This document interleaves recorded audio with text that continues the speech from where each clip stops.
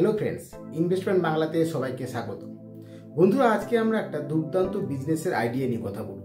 কি সেই বিজনেস? গার্মেন্টসের বিজনেস, মানে জামা কাপড়ের ব্যবসা। দেখবেন বন্ধুরা, আপনাদের মধ্যে অনেকেই যারা দেখবেন অনলাইন জামা কাপড় বিক্রির জন্য ব্যবস্থা করছেন। অনেকে হয়তো জামা কাপড়ের দোকান আছে, তো ডিফারেন্ট কেউ হয়তো লেডিস কুর্তি, প্যান্ট বা জামা বা বিভিন্ন ধরনের এই ধরনের জামা কাপড় নিয়ে আপনারা বিজনেস করছেন। কিন্তু এই বিজনেস কিভাবে বাড়ানো সম্ভব, তার গোপন টিপস কি আছে, এমনি কতগুলো গোপন টিপস নিয়ে কথা বলবো। কি দেখবেন বন্ধুরা, অনেকেই আপনারা হয়তো জামা কাপড়ের বিজনেস করছেন, কিন্তু অনেকেই দেখবেন কেউ 6 মাস, কেউ 1 বছর, কেউ 2 মাস করার পর আর চলছে না। প্রায় প্রত্যেকেরই একই সিচুয়েশন। ঠিক প্রথম কিছুদিন চালানোর চেষ্টা করা হয়, তারপরে কিছুদিন পর আর চলে না, বা যদিও বা চলে, যে ধরনের প্রফিট আশা করি বা সেল আশা করি হতে চায় না। কারণটা কি? আজকে দিনে যে কোনো জামা কাপড়ের দোকান দেখবেন বা অনলাইন দেখবেন, বাড়িতে অনেকেই যারা অনলাইন বিজনেস শুরু করেছেন বা দোকানে দেখবেন জামা কাপড়ের ব্যবসা শুরু করেছেন, কিন্তু কিছুতেই তার সেল বাড়াতে পারছেন না বা প্রসেস খুঁজে পাচ্ছেন না, বা অনেকে শুরু করলেও কিছুদিন পর আবার পিছিয়ে আসতে হচ্ছে। কারণ কি? তার আগে বন্ধুরা একটা ছোট কথা বলি। এই পশ্চিমবঙ্গের নদিয়াতে একজনের মাত্র 50,000 টাকা দিয়ে একটা বিজনেস শুরু করে, জামা কাপড়ের বিজনেস শুরু করে মাত্র 50,000 টাকা দিয়ে। তারপর সেটা জেনারেলি ব্যবসাটা করেছিল লেডিস কুর্তি, প্যান্ট, এই ধরনের জিনিস নিয়ে শুরু করেছিল। তো কিছুদিন পর মোটামুটি তার বিজনেস এখন যে দাঁড়িয়েছে, শোরুম হয়েছে, প্লাস মান্থে 5 থেকে 6 লাখ টাকা পর্যন্ত ইনকাম করতে পারছে। কিভাবে সম্ভব, কি করে হলো?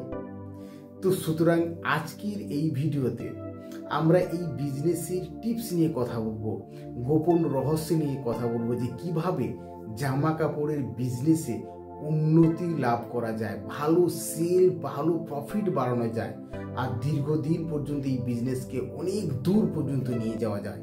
কারণ অনেকেই এই পদ্ধতি জানে না বলে তারা বিজনেস শুরু তো করে দেয়, কিন্তু কন্টিনিউ করতে পারে না, বা বিজনেস শুরু করলেও সেল বাড়াতে পারে না, বা সেল ঠিকঠাক না হওয়ার জন্য প্রফিটও ঠিকঠাক হয় না।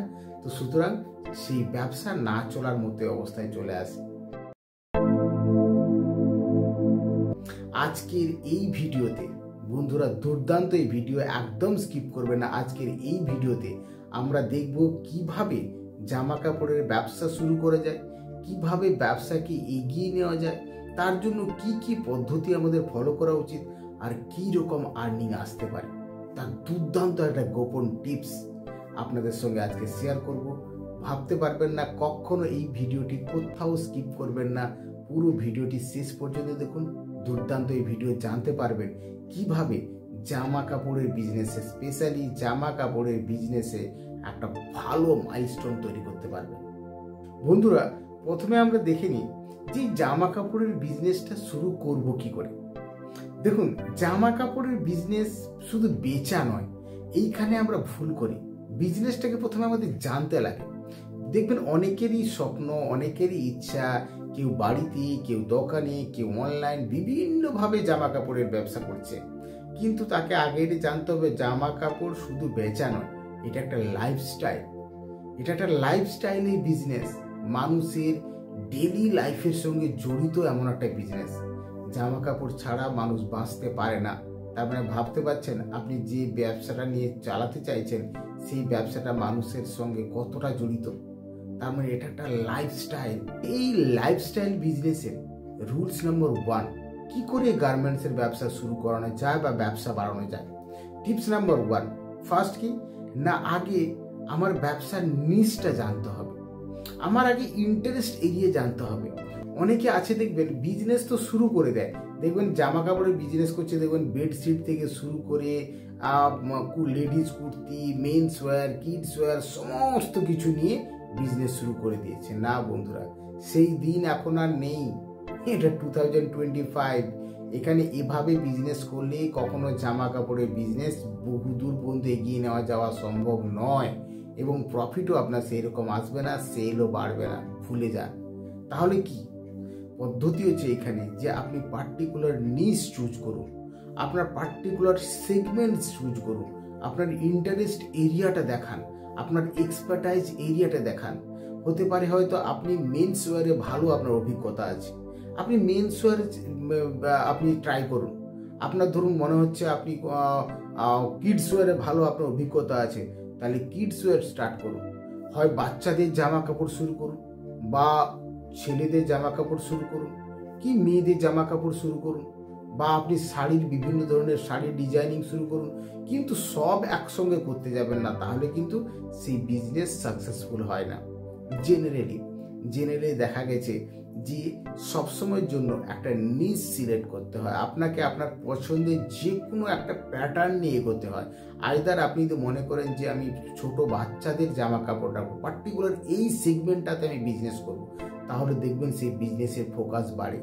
হ্যাঁ, তবে ঠিক কোনো বিজনেস শুরু করলাম আর রাতারাতি কোটিপতি হয়ে গেলেন এমনি হয় না, একটু সময় দিতে লাগে, 2-3 মাস যেতে দিন, তারপরে দেখবেন আপনার বিজনেস কিভাবে এগোতে শুরু করে। কারণ আপনাকে পার্টিকুলার একটা নিশ সিলেক্ট করতে হয়। এই জায়গাতে আমরা ভুল করি।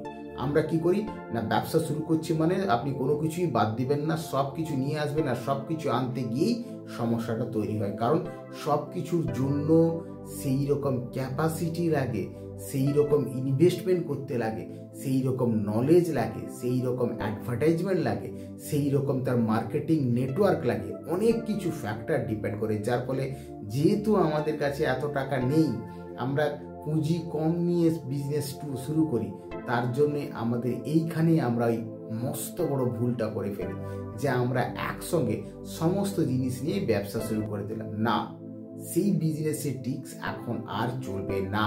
আপনি ধরে নেবেন না যে আমি শাড়িও রাখছি, আমি এটা রাখছি, আমি ওটা রাখছি, আমি 10-15টা আইটেম নিয়ে বিভিন্ন ক্যাটাগরি জিনিস নিয়ে বসছি মানে আমার ব্যবসা বোধহয় ভালো চলবে, আমি অনেক কালেকশন নিচ্ছি। না, যদি কালেকশন রাখতে হয় যে কোনো একটা পার্টিকুলার নিশ নিয়ে ব্যবসা শুরু করুন। যদি কিডস ওয়্যার হয়, শুধু বাচ্চাদের জন্য যদি আপনি ব্যবসাকে জামা কাপড় শুরু করেন, তাহলে বাচ্চাদের জামা কাপড়েরই আপনি পরিমাণ বাড়ান, ডিজাইন বাড়ান, কালেকশন বাড়ান, দেখবেন বিজনেস রমরমিয়ে চলবে।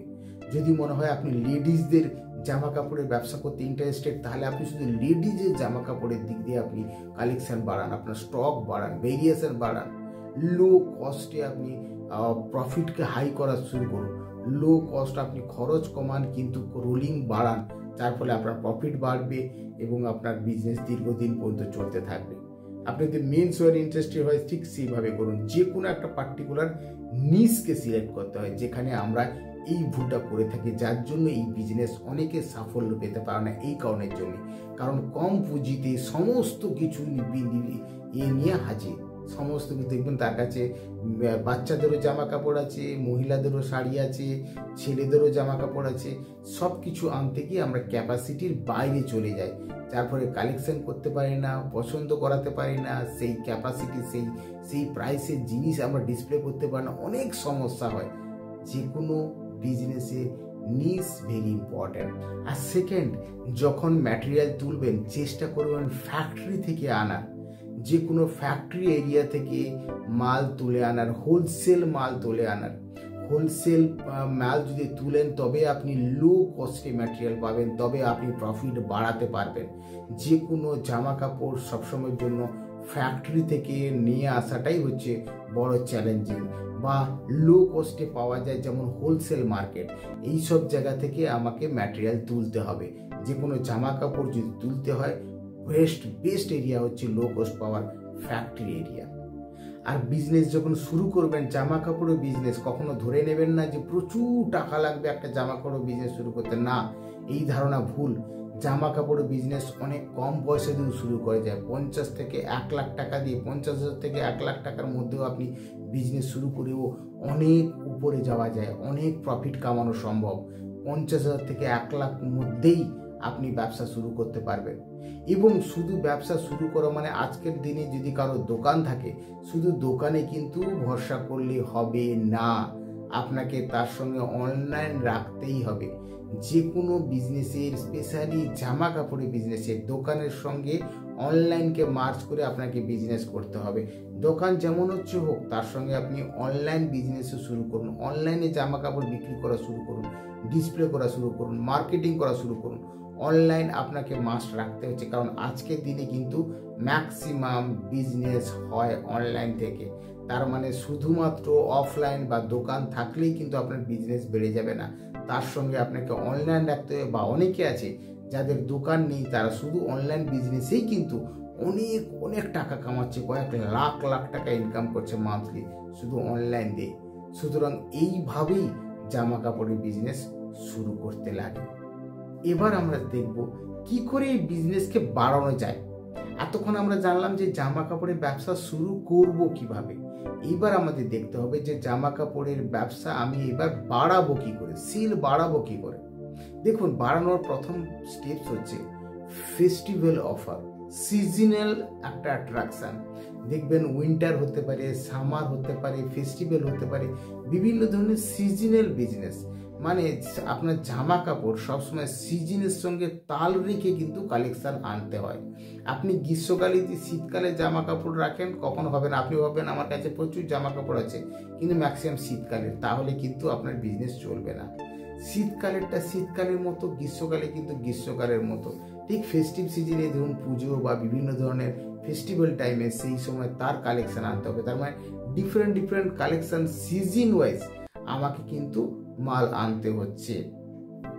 যেমন একটা কথা মনে পড়ে যায়, আমার পরিচিত একটা দোকান আছে যেখানে প্রথমে অনেকে আসতোই না, খুব যদিও কোনো কাস্টমার আসতো খুব কম, একজন দুজন। তারপরে একটা চিন্তা করলে যে তারা ম্যানিকুইন আছে, ম্যানিকুইন দিয়ে বিভিন্ন ধরনের ড্রেস তাকে সেট করে সেখানে একটা অ্যাড ঝুলিয়ে দেওয়া হলো, একটা অফার ঝুলিয়ে দেওয়া হলো যে বাই 2 get 1 ফ্রি। এই ধরনের অফার ঝুলিয়ে দেওয়া হলে সিজন ওয়াইজ। তার দেখা গেলো কিছুদিনের মধ্যে তার দোকানের ভিড় সামলানো যাচ্ছে না, ভিড় সামলানো পারে। তার মানে কি ডিসপ্লে, তার মানে কি মার্কেটিং স্ট্র্যাটেজি, সিজনের সঙ্গে আমার অফারও চেঞ্জ হচ্ছে। তার মানে সিজনাল বিজনেসের হিসাবে আমাকে ভাবতে হবে সবসময়ের জন্য, কারণ সারা বছরই কোনো না কোনো সিজন বেসড আমাদের একটা মাইন্ডসেট থাকে। দেখবেন বর্ষাকালের ড্রেস একরকম, গ্রীষ্মকালের ড্রেস একরকম, শীতকালের ড্রেস একরকম, পুজোর সময় ড্রেস আরেক রকম। তার মানে আমাকে বিভিন্ন সিজন ওয়াইজ বিভিন্ন অফার, তার ডিসপ্লে, এইটা আমাকে মেনটেন করতে হচ্ছে যদি আমাকে সেল বাড়াতে হয়। শুধু একটা মাল কিনে একটা দোকান খুলে বসে গেলাম, সবসময় একই জিনিস সব কিছু নিয়ে দেখাতে শুরু করছি, চলবে না। আমাকে সিজন ওয়াইজ আমাকে সেই কালেকশন ডিসপ্লে করাতে হবে। নেক্সট কি, কম্বো অফারের উপরে জোর দেওয়া উচিত। কম্বো অফার মানে কেমন? মানে যদি আমরা ধরি, যদি আমি দুটো শার্ট নিই তাহলে প্যান্টের উপরে ডিসকাউন্ট আছে, ঠিক সেই রকমই। কারণ কম্বো অফার এমন একটা প্রসেস যেখানে কিন্তু আমার সেলকে বাড়িয়ে দেয়।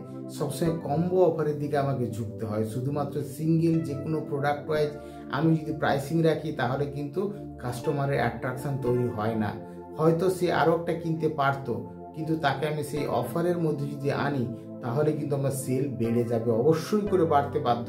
আমি যদি বলি যে দুটো যদি আমি কুর্তি কিনি তাহলে কিন্তু একটা প্যান্টের উপরে এত% ডিসকাউন্ট আছে, তার মানে কুর্তির সঙ্গে আর প্যান্টটা কিন্তু বিক্রি হওয়ার চান্স থাকে। তার মানে সবসময়ের জন্য এই ধরনের কম্বো অফার বেসড বিজনেসের দিকে ঝুঁকি, মানে আমাকে সেটা ভাবা উচিত। সবসময়ের জন্য কম্বো অফারের বিজনেসের দিকে আমাকে রেডি থাকতে হবে। আর নেক্সট কি, যখন কোনো কাস্টমার আসবে তার ফোন নাম্বার, তার কন্ট্যাক্ট নাম্বার অবশ্যই করে লিখে রাখতে হয়।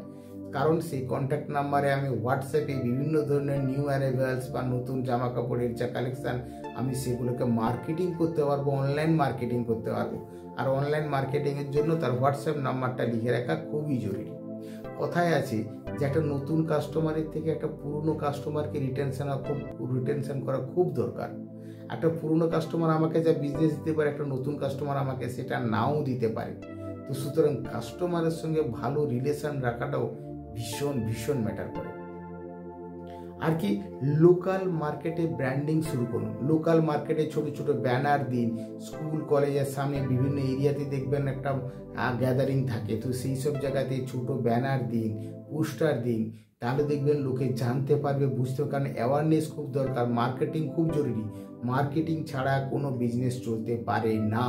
মার্কেটিং করতেই হবে। ধরুন বাই 2 get 1 ফ্রি, যদি এইরকম একটা আপনি ব্যানার দিয়ে রাখেন তো অবশ্যই মানুষের চোখে যাবে এবং চেষ্টা করবে আপনার অনলাইন বা আপনার দোকানে এসে জিনিসটা কেনার জন্য।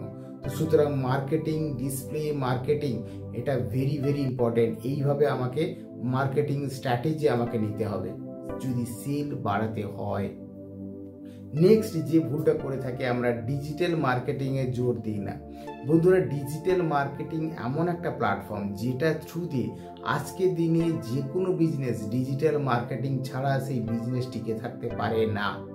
ডিজিটাল মার্কেটিং আর কিছুই নয়, যে ইন্টারনেটের মাধ্যমে বিভিন্ন জায়গাতে আমার প্রোডাক্টের প্রমোশন করাটাই হচ্ছে ডিজিটাল মার্কেটিং। একটা ফেসবুকে যদি আমার সুন্দর একটা জামা কাপড়ের ফটো তুলে তাকে একটু এডিট করে সুন্দর করে যদি আমি ফেসবুকে পোস্ট করি যে আমার এই অফার চলছে, দেখবেন কেউ না কেউ এটা দেখতে দেখতে এটা একটা ব্র্যান্ডিং তৈরি হয়ে যায় এবং ডেলি কত অর্ডার আসবে আপনি ভাবতেও পারবেন না।